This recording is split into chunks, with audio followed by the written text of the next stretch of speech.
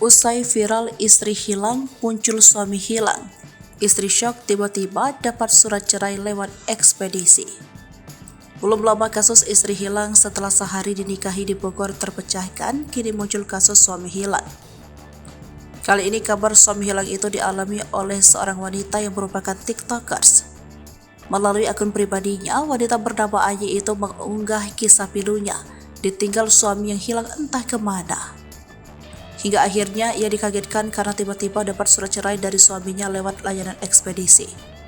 Ayi sebelumnya terkejut ternyata alasan suami hilang dan menceraikannya dengan alasan karena tidak terlalu baik.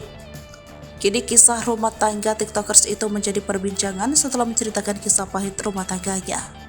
Suaminya bernama Habibi mendadak hilang tanpa kabar. Tak lama setelah hilang, Ayi mendapat surat dari suaminya yang dikirimkan lewat ekspedisi. Tak pernah menyangka Ayi ketika membuka surat tersebut dan mengetahui bahwa ia diceraikan. Ayi menceritakan soal perpisahannya dari sang suami lewat konten di akun TikToknya. Ayi menceritakan jika dirinya sudah tak bersama dengan Habibi sejak lama.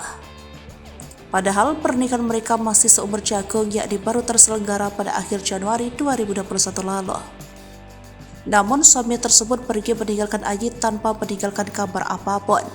Ayi pun mengaku ia melalui hari-harinya dengan pilu. Entah berapa banyak air mata yang ia teteskan untuk menunggu kepulangan suaminya. Mirisnya, surat tersebut ditulis sendiri oleh suami dan surat dikirim melalui ekspedisi.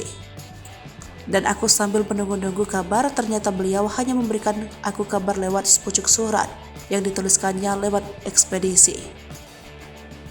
Di dalam surat itu dia juga sudah menceraikan aku, cerita dia.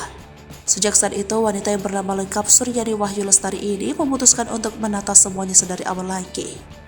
Belakangan Ayi sendiri menyampaikan alasan suaminya bernama Habibi itu berakhir meninggalkannya. Ternyata Ayi mengatakan bahwa sang suami meninggalkannya dengan alasan terlalu baik untuknya. Nikahin aku dengan baik-baik, seharusnya ceraikan juga dengan baik-baik, pungkasnya.